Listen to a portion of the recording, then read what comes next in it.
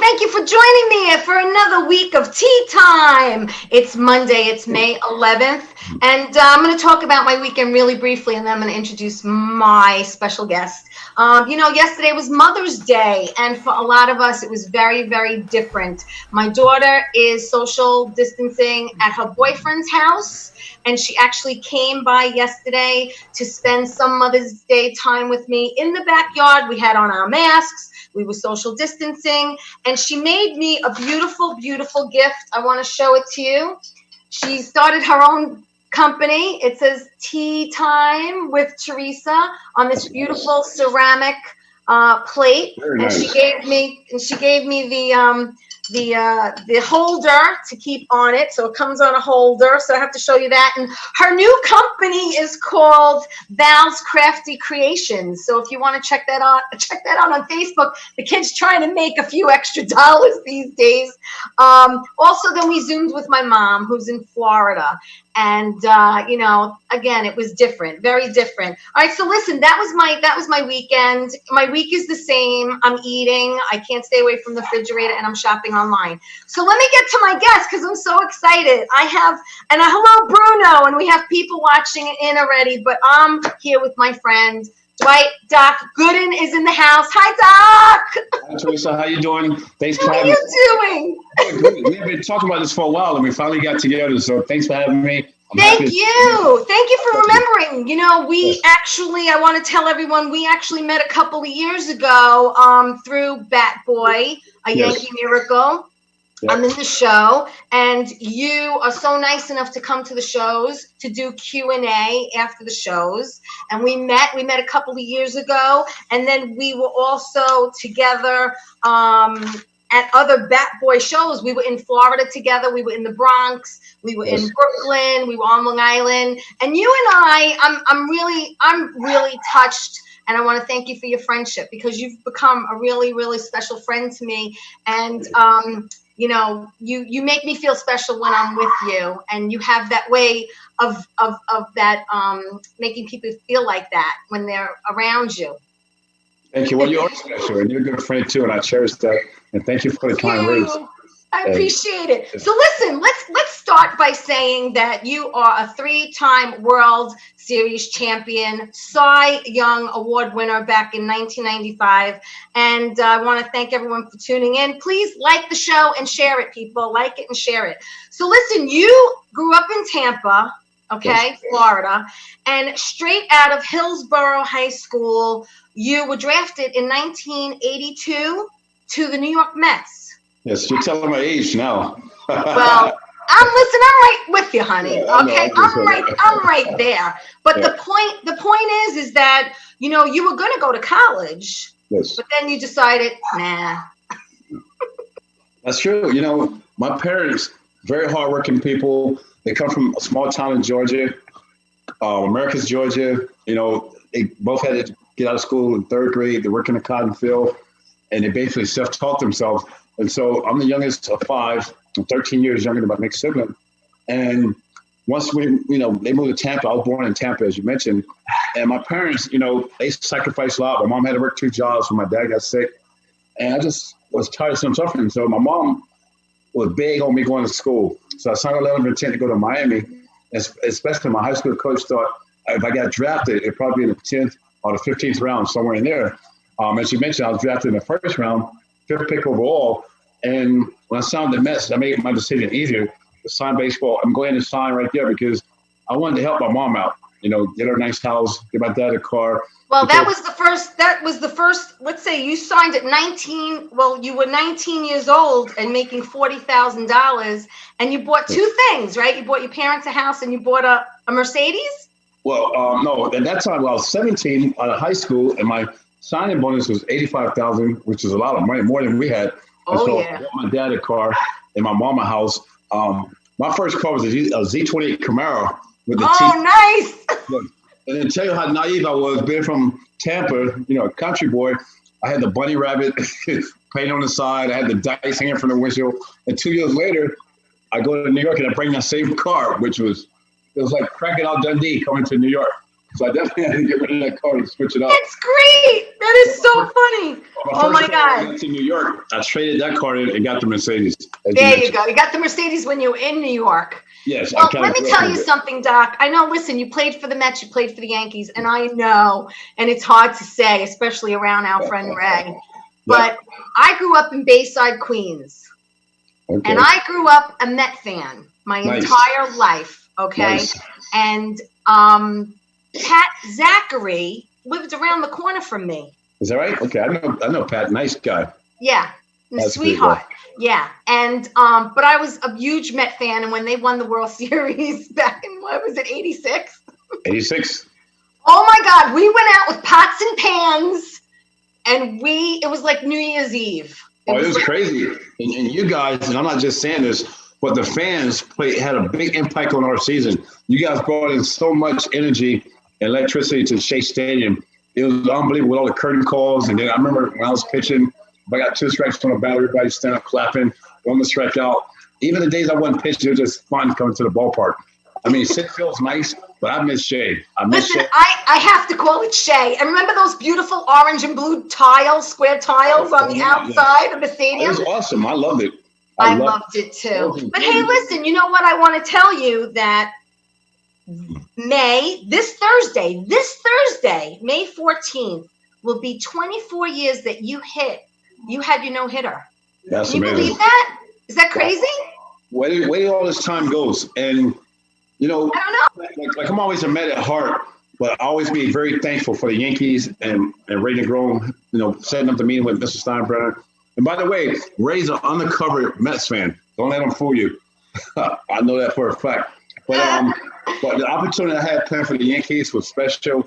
Playing in old Yankee Stadium, putting Yankee pinstripes on, hanging out with George Steinbrenner. Those are great, great memories. And like you said, the anniversary is coming up. 24 years. 24 years this Thursday. It's crazy. It's like yesterday, though. Doesn't it feel like yesterday? It does. I mean, that was probably, from a personal standpoint, my best moment in baseball, pitching a no-hitter at Yankee Stadium, because everything that went into that. The previous year, I was suspended from baseball, not knowing if I'd ever get to play again. The Mets wanted to cut ties, which I understood. Mr. Steinbrenner gave me an opportunity to continue my career in New York, which I wanted. And early that year, I basically got benched. And what that means when a pitcher gets benched, that means if you're up 10 runs or down 10 runs, you don't get in the game.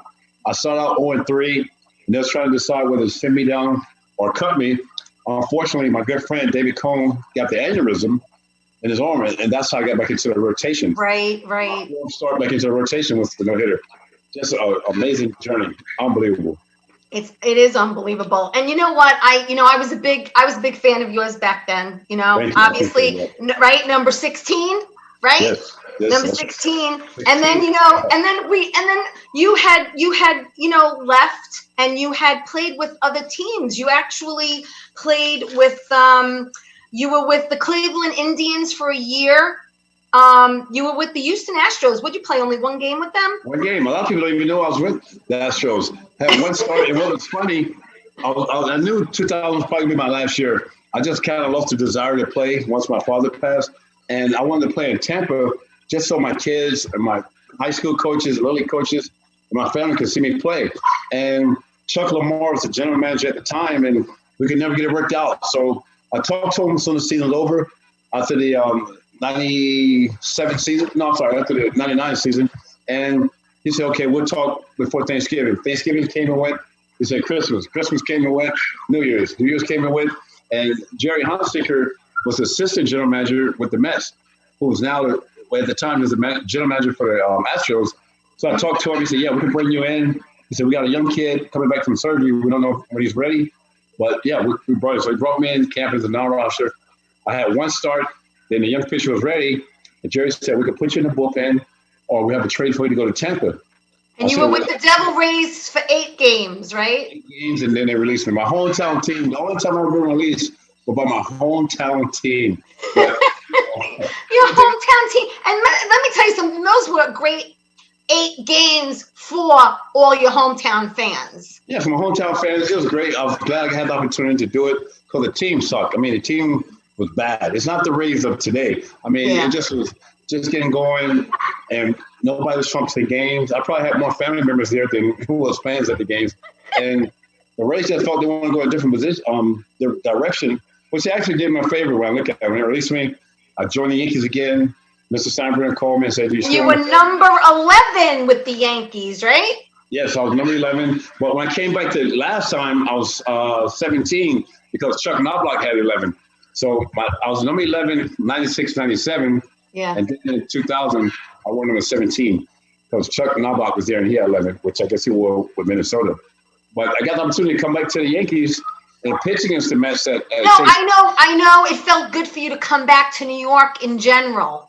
Yes. Oh, big time. Because in New York, the thing was, even in '96 when I joined the Yankees, the way I had went out, I just wanted to make it right with the fans. The fans had always been there, been so supportive. So I wanted to finish my career in New York, and Mr. Steinbrenner gave me an opportunity to do that. Yeah, he did, and I'm glad he did. I really am. Growing up, I know your dad had a huge influence in your life, and both your parents. Listen, you were like a 17-year-old kid out of high school signing with the Mets. You get drafted, okay? They do this big you're on Time magazine, okay? You're on the cover of Time magazine, That's all right? crazy. And then 60 Minutes does a whole expose on you, and they interview your parents. It must have been like crazy. That was crazy because, especially my mom and my dad, my dad loves attention, but my mom was very low key, just a good old country girl, and she don't talk much. She's kind of like behind the scenes. And they came to Tampa when I got drafted. All the media trucks were at my house, and then, like you mentioned, the Time magazine piece, and then 60 Minutes came down to my high school. We had a alumni game. They interviewed my high school coach, so my little league coaches, and my whole neighborhood. And for me getting an opportunity to play professional baseball, it was representing all my neighborhood because at one time or another, each household played a part in me, whether it was going to the house for a meal, it was taking me to practice. So it was a celebration for all of us. And then, as you mentioned, making it to the majors 2 years later out of high school at 19, and then with all the awards that came along, it was just great. Time was great. And it was, like I said, a celebration for not just my neighborhood, but the entire Tampa was great. I'm sure you had to pinch yourself many times and say, am I dreaming or is this real? That's true. I still pinch myself when we talk about this and looking back at it. I'm like, wow, how blessed I was and get opportunity. Because as a kid growing up, of course, you always have a dream of playing Major League Baseball. But I never thought about winning any awards, never winning World Series. I just wanted to play Major League Baseball, stay healthy, and play a long time. Yeah. But along the way, I got to accomplish everything a pitcher could possibly accomplish. And playing in New York, and not to be biased, but some of the greatest fans, both in the Bronx and Queens. Yeah. And just to let everyone know, you're quarantined and you're in Jersey now, right? Yes, I'm in Jersey. You're a Jersey boy now. I'm in Jersey. Yeah. Even though Jersey's great. Jersey and New York is kind of like the same thing, but I love it here. And I'm from Tampa. I always say I was born in Tampa and raised in New York. Oh, that's cool. All right, listen, Doc, don't go anywhere. Don't touch any buttons. Stay right there. We're going to take a quick break and hear from my sponsors. We'll be right back with Dwight Gooden. Don't go away, everybody. Stay tuned.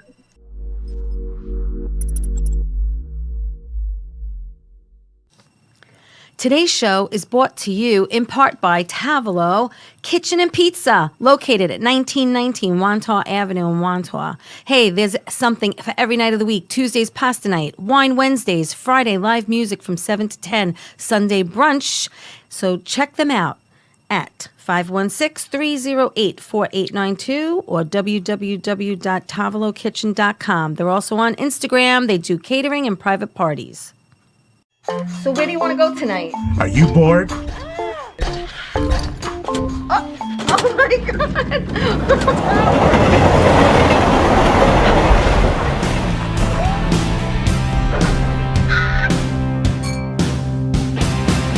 Hold on tight.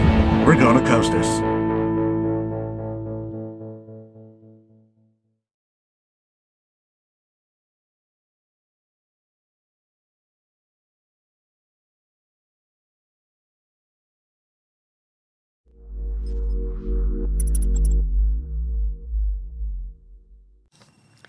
Today's show is brought to you in part by Tavolo Kitchen and Pizza, located at 1919 Wantagh Avenue in Wantagh. Hey, there's something for every night of the week. Tuesdays, pasta night. Wine Wednesdays. Friday, live music from 7 to 10. Sunday, brunch.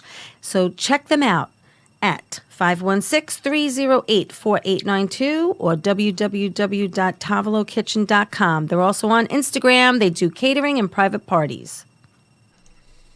Hey everybody, welcome back to Tea Time. I'm with my friend Dwight Doc Gooden. He played with the Mets, he played with the Yankees, he won 3 World Series, Cy Young Award winner in 1995. I'm sorry, Doc, I know we're aging ourselves, but I want to just say everyone who's watching saw the advertisement for Tavolo and for Coasters. They're doing Tavolo is doing pickups and deliveries, and Coasters is doing pickups. So please support your local stores and restaurants during this time that we're going through. I want to give some shout outs, Doc, to Kristen Tinsley. My girl Kristen's watching. And Anthony Graz from Limo Talk is watching. And Carol Waska. And Marianne Boom Boom Mazzano, who's in New Jersey. She's in charge of the Italian chicks that I'm part of. And Cara Amore is watching. And my cousin Diane. And Dan Romano's watching. And Bruno, I mentioned Steve Gerasimovich. I went to high school with him. Wow. So I want to thank everyone for watching and tuning in. I'm with my friend Doc, and we were talking about your career with the Mets, with the Yankees, and I know your heart is with the Mets. I know this. Yeah. And this Thursday, I want everyone to know, this Thursday is 24 years ago that Doc had his no-hitter. I mean, this is like... It's like crazy. 24 years is crazy. Wow. It's amazing. Where do all the time goes? I don't know. I remember seeing you when you're 16, going to Shea, watching you play. It's funny because in 1984, my rookie year, I'm playing with Rusty, the great Rusty Staub, and Rusty was 40 years old at the time. He goes, Doc, enjoy your career, have fun. Don't cheat yourself. Don't cheat your teammates because it goes awfully fast. But I'm saying to myself, I'm 19, he's 40. I got my whole career. But then it felt like I was telling a young kid the same story. I mean, it goes so fast. You don't think like that. When you're that young, you don't think like that. That's right. You just don't. It's amazing. You've had an amazing journey. You've had an amazing career. When you were with the Yankees, but before, actually, you met Ray Negron down in Florida, correct? Yeah, I actually met Ray. We both lived in St. Petersburg, Florida, and we had crossed paths many times. We have a lot of mutual friends, and I was suspended in 1995, and Bob Clappish, a mutual friend of ours, I was talking to Bob. I said, you know anybody that can get me to Japan? Because I was still in denial about my disease and that, I was struggling with drugs and alcohol. I still want to play baseball. And he said, yeah, there's a guy, Ray Negron, that lives in St. Petersburg, Florida. He's the guy. He has connections. And I found out. He's the guy. He's the guy. And I found out Ray only lived like 15 minutes from me all those years in St. Petersburg. Yeah. So I called Ray. We had a conversation. He came over to see me. We had lunch. He said, how you doing? I said, I'm doing good. But he had an agenda, though, right? Because your ass was not going to Japan if it was up to him. Ray basically saved my life in 95. He did. And I kind of get choked up saying that because, had Ray not been there in 95 and gave me some direction, who knows where I'll be today. And Ray said, okay, I'll get you to Japan. Well, first you got to get your life together. He goes, what have you been doing? I said, nothing. So he said, okay, I'm going to come by every day. We're going to go work out. We worked out at Exeter College with a guy, Larry Mayo, who was actually a trainer with the Mets for many, many years. Mm-hmm. And had his own practice. So we go in the morning, we work out, we go home, we shower. Then we go meet this guy, Ron Duck, who worked for the Yankees as well. He became my sponsor in AA, and we'll go to a meeting, and then we'll go have lunch. We did that every day in 1995. And then after about 3 weeks of doing it, I said, Ray, I don't think I want to go to Japan. I started feeling good about myself, getting healthy. I said, Ray, I don't think I want to go to Japan anymore. He goes, good, because I wouldn't say to you anyway. He was just helping me get me on track. And right. He was there every day. And he set you up with Steinbrenner, and you had a meeting with him a couple of times, right? Yes. And I know that doing Bat Boy in the Q&A, because you tell this story about how your sponsor Ron and Ray and you, basically Steinbrenner said, listen, Ray, you gotta go. You gotta go and be with Dwight. And he's like, what for? Ron's with him. He goes, no. You have to be there with him. So I know that he was keeping an eye out, You know what's funny about that? So Ray, like you said, George say, Ray, I want you with Doc all the way. Wherever he goes, you're with him. So George wanted me to go to Japan, to Puerto Rico, because I hadn't pitched in 94, 95. You got to come in. So me, Ray, Ron, Doc, and the late Billy Collins, we go to Puerto Rico. And Ray was still kind of paranoid about me being myself. And he said, be careful in Puerto Rico. There's a lot of drugs over there. So I met this girl and we're talking. So I said, Ray, we want to dinner tonight. I don't need you and Ron, Doc following me. I'm going to have a nice dinner. You wanted to get lucky. Yeah. So, okay, just be careful. So the girl comes to the hotel. I'll say, Ray, I'll see you when we get back. So we're walking down the sidewalk, going to the restaurant. I look back, there's Ray and Ron, Doc hiding behind a tree. So they just follow this. I was thinking, now we're in the restaurant eating, and it's an open glass, and it's a puddle, like a pond with turtles and fish in it. There's Ray in a puddle peeping through the window, staring at me. Oh my God. Give me a break. And every time we'll go somewhere and see a girl, because Ray, I would need him to translate because I can't speak Spanish. I said, Ray, tell her I like her. Can I have a phone number? I like to invite her to a game. Ray would say something in Spanish, and the girl would look at me and just walk off. So I said, Ray, I know you didn't tell her what to say. No way. I'm sure he didn't. God knows what he said to her. I can only imagine, because the girl would give me that look and just take off. But we had so much fun with Ray and Ron, Doc over there and Billy Connors. It was great. And things got on track. And luckily, I got the opportunity to go back to New York and play for the Yankees. Yeah. In 96, and just an amazing journey. It is amazing, and what's so nice is that, and some of my friends, Kenny Cowie's watching, Gracie's watching from the Bronx, Susan, thank you everyone for tuning in. Like the show and share it, okay? Because everyone needs to see this. Because Doc is so talented. Doc, very nice to look at, very handsome man. Thank you. Okay, and he's also very funny because you make me laugh. The first time you saw me, I actually was doing stand-up pre-show, right? Great job. It was funny. Thank you. I'm glad you laughed. You did the whole sketch about stuff I can't see on the air. So then, I don't know if you remember, after the show, we're talking, you told me about coming on your radio show, and Angel, my girlfriend, with her friend, and she sees us talking, and she comes over there. She goes, you can't talk to them. And what it was because you did a stand-up. And I said, man, she's awesome. I said, I like her. She does a great job. But Angel took it as that, I like you. I want your number. I'm going to take you out. So what happened was, listen, I'll tell everyone the story because it's very funny. Doc and I were talking, right? I did my stand-up. You paid me a wonderful compliment. You thought I was funny. I'm like, thank you. And then I said to you, I said, I have this show, and I'd love you to come on. And then that's when we were talking, and I said, maybe I could, get a car. And you're like, no, I'm driving. And I'm like, okay. And then, we never got to do it. But then what happened was you said, I was joking around with you saying, Ray called you, and I know you're a 917 number on your cell, and so am I. I'm a 917. And then the next thing I know, you're rattling off your phone number to me. And I'm like, wait, let me get my phone. And then all of a sudden, this girl, what's her name, Angel? She came up to me, and I'm only 5'2", okay? And she was a lot bigger than me, and she's like, don't be asking my man for his number. And I was like, what? And she goes, you don't be asking my man for his number. And I was like, wait a second. I said, I'm not looking to get with your man. Okay, I'm just looking for him to come on my show. Oh, man. And the next thing I know, I thought, she was going to start taking off the earrings and start kicking my ass. And then Steve, the producer, standing there, and he's looking like, oh, what's going to happen? And then I was like, I'm going out to my car. I'm putting my props in my car.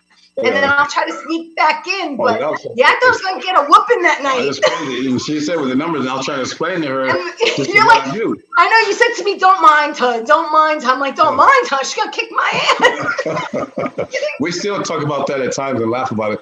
So it was hilarious. It was very funny. And then when I saw you in Florida, I got a little nervous. I'm like, is she here? She might want to kick my ass again. And you were with your son. Your son was with you. Yes, that's great. It was always funny though. It's always great to see. Funny story, Doc. Oh man.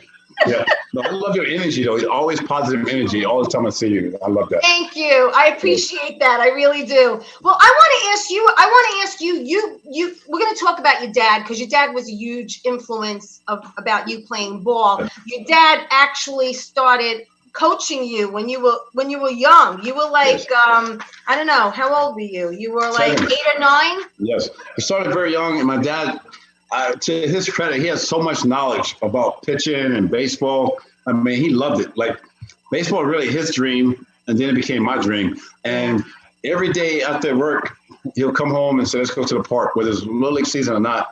And at the beginning, it wasn't fun because normally when you go to a baseball park, you're going to take your glove, you're going to take a ball, a bat. He'll say, we're going to go to the park. And I said, give me my glove. He said, no, you don't need to go. So it wasn't fun. And I'll go to the park every day, but he'll teach me all these drills, so many different drills. And I still don't know and that's the one thing I regret before he passed away, to find out where did he get his knowledge from. And he'll teach me all these different drills, the high leg kick and all this different stuff. And my nephew, Gary Sheffield, we grew up together in the same house. He was my sister's son. And then when Gary got up at age, he was teaching Gary about hitting and bat speed. And so he taught me the game. And then we finally got to where we're bringing the ball and glove to the Little League Park and play. So I was way advanced than kids my age at that time. And it really helped me along the way. And my dad was always there. He coached Little League. He coached softball. He coached semi-pro. He also coached me through Little League. And the thing that was amazing, when I made it to the major leagues, I remember getting him this salad dish. I don't know if you remember back then when they first came out, it was a big spaceship-looking salad dish. Everybody put it in the backyard. And so you can get WWOR to watch me on Channel 9. Right. Yeah, him and Mel Solomon. Just to watch the Met games, yeah. Yes. And so after every game I would have, before I talked to the media, I would call my dad and we'll go over the game. He'll say, why'd you throw this pitch? You should have did this. How'd you do this? And him and Mel Solomon had a great relationship. He didn't step on Mel's feet. And then Mel, at times, would ask my dad certain things because he knew my dad had coached me and knew my mechanics all the way through. And that was just great. I mean, great time. Yeah. And my dad was always there. And so when he passed away, I played a couple more years, but it just wasn't the same because that part of me was just missing from the game. Yeah. I tried to play, but it just was never the same. It's hard, but after you played with the Mets and you showed them what you can do, there was a little bit of a controversy as far as you coming back to them and renegotiating your salary. And it was funny because when 60 Minutes interviewed your dad, because, you wanted more money and, you were worth it as far as I'm concerned. And you end up getting, and correct me if my fun facts are wrong, but you end up going from, you signed at 85,000, right? Yes. Was your signing bonus? Signing bonus, yes. And then you were getting 40,000, right? Yeah, 40,000 for the year. But when you came back, you were like, I want more money, and everyone agreed you should have more money. And then when they interviewed your dad on 60 Minutes, because everyone was like, is he going to show up? Is your son going to show up? And he was like, I don't care what anyone said. He was showing up. I know my dad. I was like, Dad, you're killing me. My bargaining. I'm trying to bargain and use that as leverage that I might hold out. Of course, I wasn't going to hold out, but the Mets didn't know that. Well, you went back and you went from 40 grand to 335,000, correct? Yes. So that was a nice raise. Yes, it was a nice raise. And I mean, from a kid, I was only 2 years out of high school at the time. We came from nothing. We just had a lot of love. Yeah. But we didn't have really much. And to do that and just to see the joy on my mom's face, now she could do things and be happy and go out and get a meal. She don't have to cook her. Just stuff like that made it very special. But my dad, I'm like, man, are you working for the Mets or are you on our side? Because he said he's showing up. I don't care. He's showing up. That's like, oh man, you're killing me. I said, it's just a bargaining thing. But he was fair. They're like, you don't need bargaining thing. You don't have time for it. Just go out and play the game. And you called your parents, especially your dad. You called him after every game. Yep, after every game we would talk. And the thing is, I lived with my parents all the way through Major Leagues until 1987 when I got married. That's when I finally moved out of my parents' house. I guess I was the youngest kid. And the funniest thing, in high school, sometimes I would sleep with my parents. I was taller than both of them, and sometimes I'll just go in their room and sleep with them. My dad didn't like it too much, but my mom loved it. So I think sometimes I came in at the wrong time, if you know what I mean. Oh, I hear you. And you're 6'3", right? You're 6'3"? 6'4". Don't cheat me. Oh, 6'4". I'm sorry. No, I like to take that inch and be. But in high school, I was like 6'3". My dad's like 6'2", and my mom's like 5'11". And here I am, this big high school kid, sitting with my parents. But we just had a great bond. It was so close. And yeah, I stayed with my parents until 1987 when I got married. And I finally moved out the house. Yeah, I got married the first time in 1990. Okay. Yeah. The first time? How many times have you been married? Well, I'm on my second right now. Oh, okay. Well, I've been through two. The first one, I screwed up. The second one, woo! That's another story for another day. I know. We're going to take a quick break. We're going to come back with Doc. Don't go away, anybody. Stay right there. All right.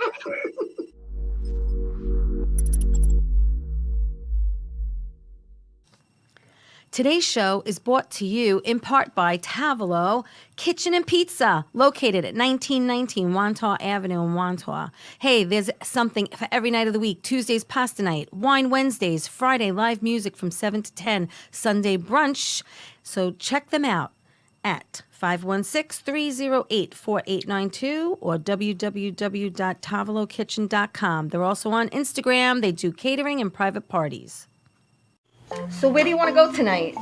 Why don't we go to Coasters? Oh, cool. I heard it's a great place. Let's check it out. Yeah, definitely. All right. Oh my God.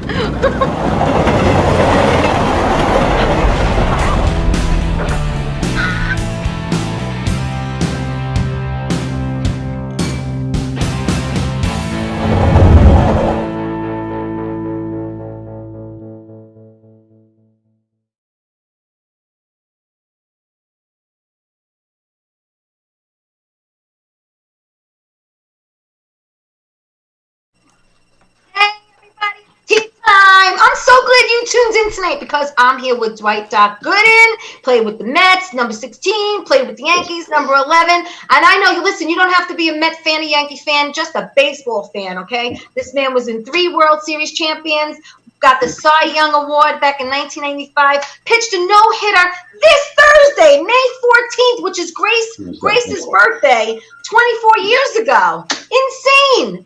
I want to give some shout-outs. Okay, Lloyd Solomon's watching, and Colleen's watching. Linda Lopez, Tony Aaliyah's wife is watching. Jim Ray is watching. Hello, Will Romero, Nigel. Listen, thank you everyone for tuning in. You're tuning in for me. They're tuning in for you, Doc.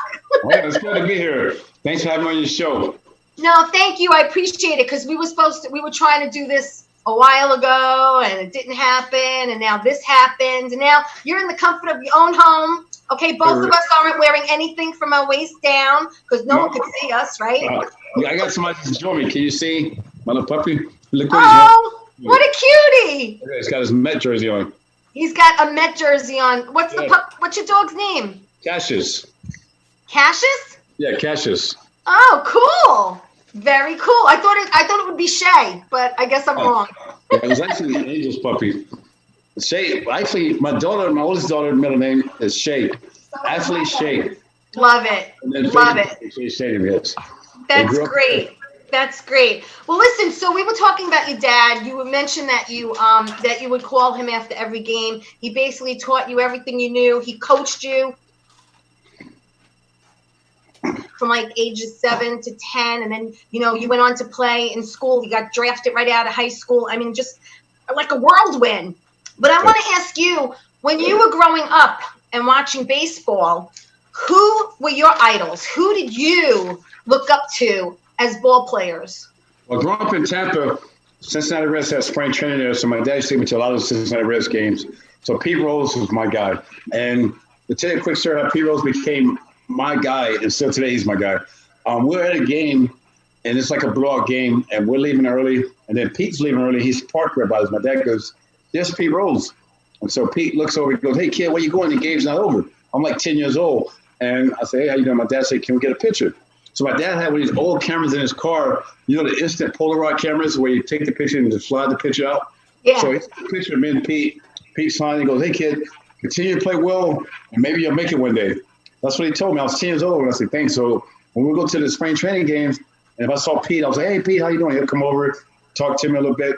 And then you fast forward 9 years How many later, years later did you face him? 9 years later, I'm facing Pete. I'm in the major leagues, and what's funny, when we were playing him, he came over to congratulate me. He goes, "Congratulations, kid," because I went out early, watch him take batting practice. He said, "Congratulations, I watched your career. I look forward to watching you pitch." So I was telling him the story when I met him in Tampa, and he signed, the pitcher for me, which he didn't remember. But then later that summer, when they came to New York to play, my dad came up, and I showed Pete the picture, and so he re-signed it. But was a tremendous guy. So Pete was my guy, and Nolan Ryan was my other idol because I consider myself a power pitcher in Little League, and watching Nolan was just amazing. Wow. And I got to meet Nolan at the All-Star game in '84 for the first time. And then in '86, I pitched against Nolan in the playoffs in Game 5 at Shea Stadium, where he went. Holy cow! How mind-blowing is that, though? It's these are amazing. your idols, and then you're like facing They're my idols. And one thing my dad always told me as a kid when I made it, he goes, because he knew I'm a huge baseball fan. I love baseball. And he said, when you're pitching, do not pay attention to the names on the back of the jerseys. Because he knew I got caught up in being a fan, knowing I'm facing Pete Rose or Mike Schmidt or Dale Murphy. And so when I'm pitching, it's kind of hard not to know you're facing Pete Rose, the childhood idol. And that's how do you not? It's gotta flash through your mind, even for a split second. And the amazing thing about that, I couldn't wait to get home after the game. Obviously, you want to get him out, but who cares? Once the game was over, I couldn't wait to get home. They called my friends and like, "Oh, you're not gonna believe who I pitched against tonight," and tell them the story. It was unbelievable. And Nolan Ryan, anytime I pitched against Nolan, that would be the only time I actually was a fan. I would sit in the dugout instead of going to the clubhouse to get water and watch Nolan when he was pitching before I went back out on the mound. It's just a tremendous streak. Yeah, it's just mind blowing. It really is. It's amazing. I mean, like I said, you've had this amazing career from being so young, and just being thrown into the majors like that. But listen, with fame and notoriety comes controversy. Yes. Yep. And you had mentioned that you were kind of like into smoking pot in high school and stuff, dabbling in stuff, but then it took a turn for you, and unfortunately you had a problem with substance, and you had to get help for it, which you did. And did your dad ever see you in a compromised way where it hurt him? The thing was I remember in 1987, the first time I tested positive for cocaine. I had to go to Smithers. I was in spring training, and my mom knew something. Mothers know. My mom knew something wasn't right. She knows more than marijuana or alcohol. But anytime she asked me, like the hours I was coming home, sleeping all day, she knew something was wrong.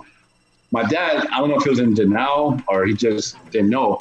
But I remember coming home to tell my parents, and that's the worst thing as a kid you could do, especially my parents. I mean, they brought me up the right way. I just made bad decisions. And to tell my parents, I got to go to treatment because I had a drug problem. My mom said, "Okay, son, I'm very proud of you. Get the help you need. I love you. We're going to be here for you." My dad never said one word, and that probably hurt him more than anything because I knew I had hurt him. I knew I had hurt him real bad because to him, I wasn't perfect, but we're living a dream. Baseball, that's all he ever wanted. We're doing that. And now the spring training, the season getting ready to start. We just come off the World Series, and now I got to go to a drug treatment. He never said one word. He didn't say, "I love you." He didn't say, "I'm mad at you." He could have gave me something, but by him not saying anything, he just put his head down. I knew I had crushed him. I knew I hurt him real bad. Yeah. And that probably is the worst thing you can go through as a kid, to do that to your parents when they've been so supportive and made all the sacrifices for you. Right. But the thing about drugs and alcohol, the disease of addiction, it doesn't discriminate. It doesn't matter your race, doesn't matter if you're rich, poor, it doesn't matter. And unfortunately, I've been battling with it. I let my guards down and put myself in some not so good situations. Like last summer, I went through a relapse. I had to go get help and take care of it. But I will never give up. No matter what, I'll never give up. I'll keep fighting.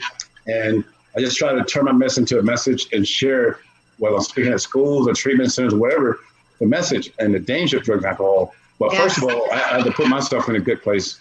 And today I'm in a good place by the grace of God. And what keeps you sober? What do you pray? Do you meditate? What keeps you sober? What keeps you going?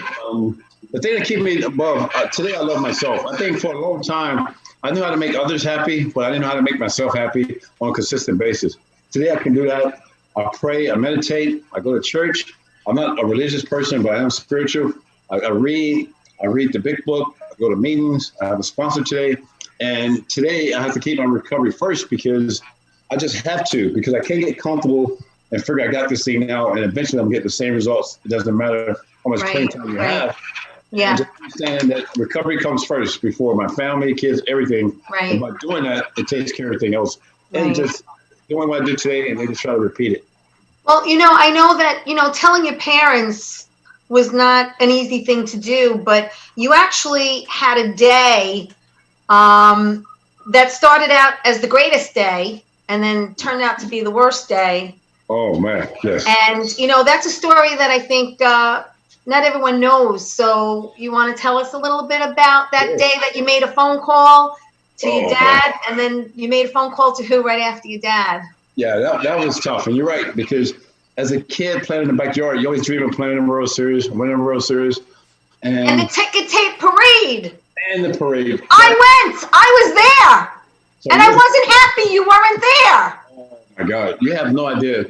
And the thing that kept me sick for a long time, which for a while I was in denial, was missing that parade because you don't get a chance to redo it. I can never redo that.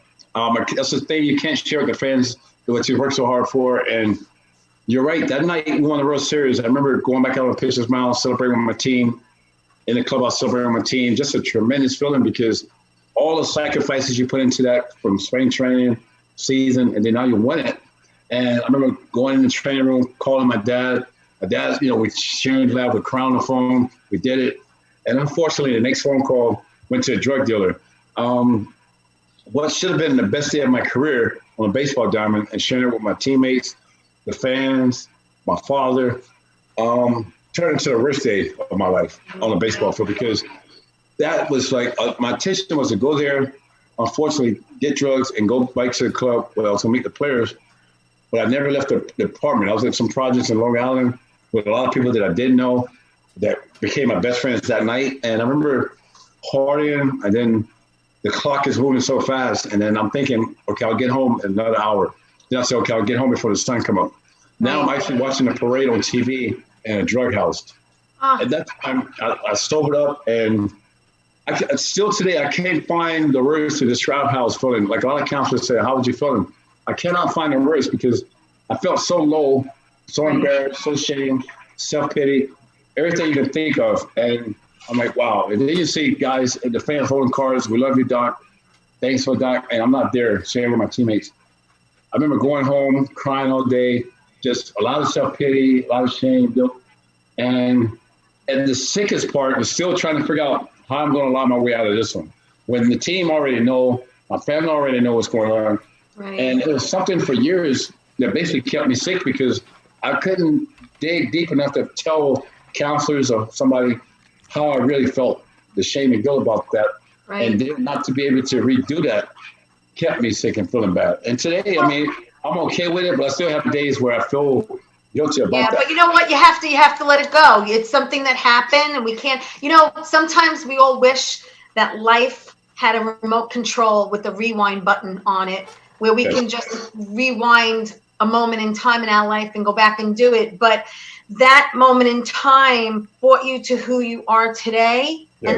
And that's how we look at it. You know what I mean? God had a plan, and he laughs when we make plans. He laughs at us when we make plans, right? Yep. But he's got that steering wheel, and things happen the way they're supposed to happen. That's what I believe. You know what I mean? Right. And it's amazing. In '96, when the Yankees won the World Series, the Yankees, I remember staying up all night. I said, I'm staying up all night, and I'm going to stay in the city. No matter what, I'm making this parade here. And I did. I mean, and it helped get over the '86, but it's not the same because, I'm a Met. I grew up with these guys in the minors, and that's something I can't really do. But at the same time, I tell you, a lot of Mets fans are very excited that you say that you're a Met. I'm definitely a Met. I'm definitely a Met. Your heart's with Shea, and you're a Met. I know that. Always a Met. Always a Met. I mean, I'm thankful for the Yankees fans. Yeah. But I'm always a Met. But it was a nice way to enter your career and then to be in pinstripes again. It's a lot of people don't get a chance to play for both New York teams. That's true, and win the World Series both New York teams, just me and Darryl. And I don't know if I could think of Coney was a Met and a Yankee. Yeah, Cone was a Met and Yankee. Started out coach for both. Lee Mazzilli. Willie Randolph coach for both. I think Yogi Berra coached the Mets, I think. But for me and Darryl Strawberry is the only two that ever win a World Series with the Mets and Yankees as players. Right. And Darryl was only a rookie a year before you came up, right? Yes, he came up in '83. So did you guys bond a little bit? We bond right away. Darryl was great. He was great for me. He kind of talked to me about handling the media, the pressures, and going on the road. We was very close, and we're still close today. We're not like best friends, but that's not an insult or anything like that. Yeah, but you know what? He has his. I think he's been clean and sober. I think 17 or 18 years. And he goes around speaking like you do to groups, which is really good. I know that you've both been through your hurdles. Oh yeah. Which is yeah. It's a lot, but we're still here. We're still here for a reason. And I always say, people have done a lot worse than I've done. And I'm still here, so I'm here for a purpose. And amen. Amen. I feel you. I totally feel you. Hello, Al Brown. Everyone's watching, listening. Please like the show. Please share it. That way everyone can see this interview with Doc. I'm here with Doc. And you have the K Corner. The K Corner. Did you start that? Did you start that K Corner at Shea? There's a guy, I think his name was Hurricane Bob or something. I met the guy. It was great. And I think that was so much fun. And then when my sisters and my parents would come up, they used to watch the K Corner. And I would never admit it when I played, but when I retired, I can now. But I used to always count the Ks to see how many I had because I wanted to always have at least 10 Ks for some reason. Oh, you had a number. I had a number. I wanted double-digit Ks, and it was fun because, like, the fans, they would just stand up, be clapping when I got 2 strikes on the batter, and I loved it. And to say it didn't give me extra adrenaline and make me want to go for strikeouts, I did. And Gary Carter was awesome. Catching me. He wanted me to dominate. He didn't care if the score was 10-0. He always wanted me to pitch like it was 1-0. So my goal was to always get 10 Ks and obviously get the win. Well, I tell you the truth, I want to let everyone know also. I don't know if they know the story, but this Thursday, again, I'm reiterating, this Thursday will be 24 years that you hit your no-hitter, and you weren't even sure if you were going to actually pitch in that game because your dad, who was on dialysis for many, many years, like my uncle, he was in the hospital, and you were really, really torn if you should pitch or not. And you knew, I mean, your mom wanted you there, but you knew in your mind your dad would want you to play. And yes. I think his spirit was with you because I think that he was there to watch it and help you achieve it and just be there with you, even though he couldn't physically be there with you. I think he was in a way, you know what I mean? Yeah, he was definitely there. And then when you talk about a higher power, definitely was there because that year, if I can go back, I started out 0-3 and they took me out of rotation. Unfortunately, David Cole got the aneurysm. That's how I got back into the rotation. And as you mentioned, my dad was on dialysis for 15 years. Yeah. And his health was deteriorating and he had to have open heart surgery. And the doctors felt if he had the surgery, there's a good chance he may not make it. If he don't have the surgery, he definitely won't make it past a week. And I had permission to go home to be with my father before the surgery. I had my plane ticket. And that day, I just thought, you know what, he'll probably want me to pitch. And then I just started having all these flashbacks when I was a kid, going to the ballpark, working out with my dad, talking to my dad on the phone, just sharing so much baseball knowledge with my dad and the father-son bond we had. And so I called Joe Torre, who was the manager at the time, said, I'm coming in tonight. I'm going to pitch. He goes, no, go home, be with your father, take as much time you need. When you're ready to come back, you come back. I said, no, I'll see you tonight. I'm pitching tonight. I called my mom. She didn't take it as easy. She said, no, you should be here. Your dad's expecting you. Your family's going to be here. He needs you to be here. This is very important. You can always play baseball. Right. I said, Mom, I'll call you after the game. And I end up hanging up on my mom because I was feeling so guilty. And that mother's guilt. Yes. And then I remember getting to the park, and Mel Stoudemire, who was awesome, he said, "You okay?" I said, "Yeah, I'm fine." And the first 3 innings of that game, I was standing in the walkway between the clubhouse and the dugout. Sometimes cheered up, wondering if I made the right decision or not. When is my dad's going to be okay? Not to the 6th inning when I realized I had a no-hitter. I'm looking at the scoreboard to see who Seattle had come up. This could actually happen. Yes, and you see no runs, no hits, no errors. I'm like, oh, man. So then the heart started pumping a little faster. And I was able to put my dad condition aside. Sorry about that. I still get choked up sometimes talking about it. And then, that's what I love about you, because when you talk about this at Bat Boy with Ray, both of you were crying, and then the cast is crying, and we're all emotional. Yeah, because we feel it. We feel it. 24 years, but it was such an unbelievable moment. It still touches me. And after I pitched a no-hitter, and the fans, I mean, my teammates that carried me off the field, all I can think about is my dad's going to be okay. Did he get to see the game? A year ago, I was out of baseball. I'm doing this back in New York. I'm doing it at Yankee Stadium. The fans are behind me. And the next day, I took a ball for the game. I go home. I go to the hospital. He had the surgery, but the doctor told me that he did watch the game. He was crying after the game. He never made it home. He ended up passing away after that. But the last game he saw me pitch was that no-hitter. And so that made it that much special. Yeah. And to know that he got to see it is priceless. It's priceless. It is. That's like it's priceless. I mean, that's like the ultimate. That's like the ultimate. I mean, here, you know, I think you fulfilled a dream that you never thought that you can fulfill. And not only did you make it to the majors for yourself, but like you said, he was kind of like almost living, you know, your journey through you and with you. Definitely. You know what I mean? Oh, 100%, because it was initially his dream and then became my dream. I mean, he had so much passion for the game, and he was a part of it. Like I say, we talk after every start. I would call him before I even talk to the media, and we'd go over the game. Yeah. He used to come up, watch me play, come to the All-Star games. I gave him all my All-Star rings. I mean, he was a part of that. And when he passed away, the game just wasn't the same anymore. I mean, when I would work out and I went to Cleveland for a couple years and came back, I tried to do it, but it just wasn't the same anymore. Yeah, I know. It's kind of like, it was almost kind of like losing your right arm. It's kind of like losing a part, you know, you lost a part of you, and it's not the same, and I get it. But, you know, we have another couple of minutes, and then we have to wrap up. We have two minutes, Doc, and I just want to just take this time to thank everyone who tuned in and watching the show or listening to it. And please like it, please share it. You know that I love you from the bottom of my heart. You really become a special friend to me. I always love seeing you and hanging out with you. And literally looking up to you. Because you're so tall. Awesome. But, you know, we were supposed to do the Yogi Berra Museum last week, and obviously we didn't do it. And, you know, they're looking to reschedule a lot of shows. And, you know, I just want to tell you that I appreciate you doing this for me. Oh, my pleasure. Sorry it took so long. I love you to death. I want you to stay safe. I'm sending all my love and prayers to you and your family, because I know you're quarantined in Jersey. I want to thank everyone for tuning in. And, you know, again, stay safe, one day at a time. Wash your hands, and bless you. Bless you for doing this for me. I really do appreciate it.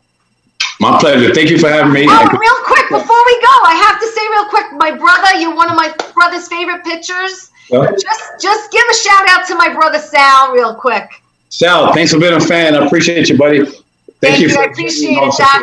Listen, I'll talk to you soon, honey, okay? Okay, sounds good. Thank you. Love you. Thank you, everyone, for tuning in. I'll see you next week with Eddie Brill is coming on the show.